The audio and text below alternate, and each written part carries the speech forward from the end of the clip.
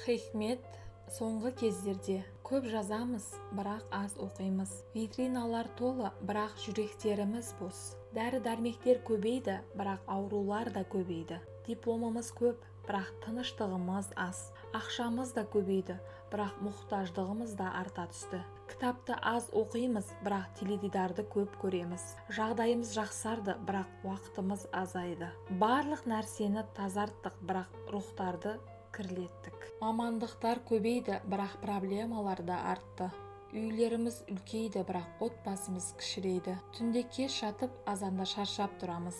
Таныстарымыз көбейді, бірақ достарымыз азайды. Дүние татулығы дейміз, бірақ жақындарымызбен араздаулымыз. Көп жоспарлар түземіз, бірақ нәтижелері аз. Тіршілігімізді арттырдық, бірақ қадір-қасиетімізді жоғалттық. Ақшаларды судай жаратамыз, бірақ қажеттіліктеріміз бітпейді. Әдемі үйлерде тұрамыз, бірақ тыныштығымыз қашты. Табысымыз артты, бірақ мінез-құлқымыз бұзылды. Үйге қос жұптың айлығы кірді, бірақ жұптардың ажырасулары көбейді. Айға барып келеміз, бірақ көршілерімізге бара алмаймыз.